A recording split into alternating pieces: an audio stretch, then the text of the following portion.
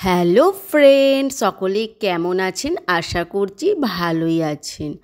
এখন বাজে প্রায় 5টা, আর আজকে অনেকটা দেরি করে ওঠা হলো, আর এখন থাকতে ব্লগটা স্টার্ট করলাম।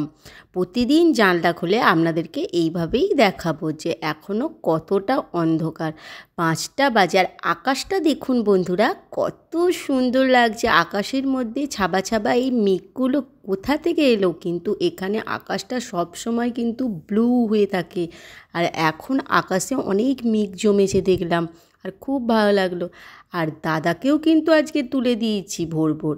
কেন বলুন তো বন্ধুরা, এই এঁচোড়টা না আমি কাটতে পারি না ছুরি করে, আর সেই হিসেবে দাদাকে ডাকলাম, বললাম এঁচোড়টা একটু কেটে দাও। দাদা এখন এঁচোড় কাটছে। আজকে আমি বানাবো এঁচোড় চর্পি মেটে রেসিপি। কিছুদিন আগে মটন রেসিপি বানিয়েছিলাম, আর তার মেটে চর্পিগুলো রেখে দিয়েছিলাম, আর সেই মেটে আর চর্পি দিয়ে আজকে এঁচোড়ের ঝোল বানাবো, আর সেটা আপনাদের সাথে শেয়ার করব। আর আপনারা চ্যানেলটা স্কিপ না করে প্রথম থেকে শেষ পর্যন্ত দেখতে থাকুন।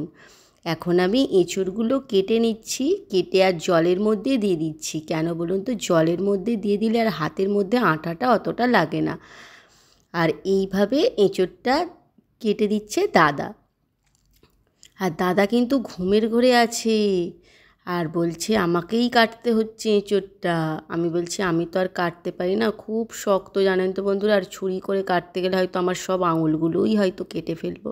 সেই হিসেবে আমি আর এঁচোড়টা কাটলাম না, দাদাকে রাখলাম। আর এই বড় বড় করেই পিস করেছে, কেননা প্রেসারের মধ্যে সেদ্ধ করব, আর তাড়াতাড়ি করে রান্না করতে হবে। আপনারা তো শুনেছেন, এই শুধু এঁচোড় আর ভাত রান্না করলেই হবে না, তার সাথে টিফিনটাও আজকে বানাতে হবে। কিন্তু আজকের কি টিফিন বানাবো সেটা আপনাদের সাথে শেয়ার করব না, আজকে শুধু ভাতের রেসিপিটাই আপনাদের সাথে শেয়ার করব। এখন আমি এঁচোড় আর আলুগুলো প্রেসারের মধ্যে দিয়ে দিলাম। এবার ভালো করে বয়েল করে নেবো, একটু পরিমাণ মতো নুন দিয়ে দিলাম। এবার এটা সিদ্ধ চাপিয়ে দেবো। এখন আমি চর্পি আর মেটেটা ভালো করে পরিষ্কার করে ধুয়ে নিয়েছি, এর মধ্যে নুন দিয়ে দিচ্ছি পরিমাণ মতো।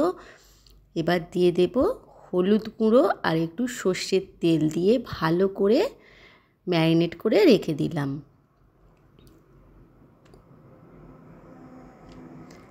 এবার এখানে আমি মশলাগুলো সব রেডি করে নেব। এখানে আমি আজকেও কিন্তু ছোট পেঁয়াজ দেবো বন্ধুরা, ছোট পেঁয়াজ, রসুন, আদা, টমেটো, ধনেপাতা, এগুলো ভালো করে কেটে নিয়েছি। এবার আমি মশলা রেডি করছি। কিছু জিরে দিয়ে দিলাম 1 চামচ মতো, 1 চামচ মতো ধনে দিয়ে দিলাম। এবার দিয়ে দিচ্ছি রসুন, আর দিয়ে দেবো কিছু ক্যাপসিকাম কাটা। এই ক্যাপসিকামগুলো আগে থেকেই আমি কেটে রেখে দিয়েছিলাম কুচো কুচো করে, আর এই ক্যাপসিকামগুলো দিয়ে পেস্ট করে নেবো যাতে ঝোলটা একটু গ্রেভি হয়। আর দিয়ে দিচ্ছি পরিমাণ মতো জল। আমার তো আর তর্স হয়েছে না, যেন মনে হচ্ছে কখন হবে এঁচোড় চর্পি, কখন হবে, কখন খাবো, এইরকম মনে হচ্ছে। আর আমার চর্পি খেতে, মেটে খেতে খুব খুব ভালো লাগে। কার কার বন্ধুরা এরকম মেটে চর্পি দিয়ে এঁচোড় খেতে ভালো লাগে অবশ্যই কমেন্টে জানাবেন। এখন আমি দিয়ে দিলাম এলাচ, তেজপাতা, দারচিনি, আর দিয়ে দেবো একটা শুকনো লঙ্কা, আর দিয়ে দিলাম 1 চামচ মতো জিরে। এটা আমি ফোড়ন হিসেবে দিয়ে দিলাম। এবার দিয়ে দিচ্ছি একটু সানফ্লাওয়ার অয়েল। তো এটা এবার ভালো করে ভেজে নেব নেড়ে চেড়ে। এবার কেটে রাখা ছোট পেঁয়াজগুলো ভালো করে ভেজে নেব, খুব একটা ভাজবো না, হালকা করে ভাজবো। এখন পরিমাণ মতো নুন দিয়ে দেবো যাতে পেঁয়াজটা নরম হয়ে যায়, আর কালারের জন্য একটু চিনি দিয়ে দিলাম 1 চামচ। ভালো করে নেড়ে চেড়ে ভেজে নেব। ভেজে নেবার পরে এখানে চর্পি আর মেটেটা দিয়ে দিলাম, দিয়ে এগুলোও ভালো করে ভেজে নিতে হবে। কিন্তু কাঁচা দিলে একটা কেমন খেতে লাগবে, সেই হিসেবে মেটে আর চর্পিটা ভালো করে দিয়ে দিলাম। এবার আলু সিদ্ধ করে রাখা আলু, এঁচোড়টা দিলাম, ভালো করে এগুলোও ভেজে নেব একটু।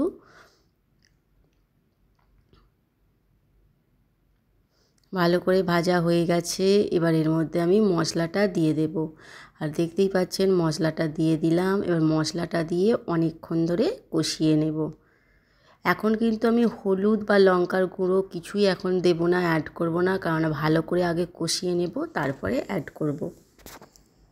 আর এখানে মশলা ধোয়া বাটিটার মধ্যে আমি এবার নিয়ে নেব পরিমাণ মতো লঙ্কা গুঁড়ো। আর আপনারা চাইলে কাঁচা লঙ্কাও ইউজ করতে পারেন। আর দিয়ে দিচ্ছি পরিমাণ মতো হলুদ গুঁড়ো। এবার এটাকে ভালো করে গুলে নেব, গুলে নিয়ে তারপর দেব। এখন ততক্ষণ ওটা কষিয়ে নিই, অনেকক্ষণ ধরে কষিয়ে নিতে হবে। আর হলুদ আর লঙ্কা গুঁড়োটা এইভাবে ভালো করে করে নিলাম, অনেকক্ষণ ধরে কষিয়ে নিয়েছি। এবার হলুদ গুঁড়ো আর লঙ্কা গুঁড়োটা দিয়ে দিলাম। এটা দিয়ে দেওয়ার পরে ভালো করে আবার একবার কষিয়ে নেব। এখনই মনে হচ্ছে খুব সুন্দর কালারটা এসে গেছে। আর এবার দেখুন অনেকক্ষণ পর আপনাদেরকে দেখালাম। এবার আদাটা লাস্টে দিচ্ছি, কেননা আমি যে কোনো সবজি রান্না করলে আদাটা লাস্টেই দিই। একটু বয়েল হতে দিলাম। এবার আবার নামিয়ে ভালো করে নেড়ে চেড়ে ধনে পাতা দিয়ে দিচ্ছি। ধনে পাতা দিয়ে এবার একটু জল দিয়ে দেবো, জল দিয়ে এবার বয়েল হতে দেবো। আর তো তস্য হয়েছে না, যেন মনে হচ্ছে কখন হবে, এই ভোরবেলাতেই যেন মনে হচ্ছে ভাত খেয়ে নিই কিছু।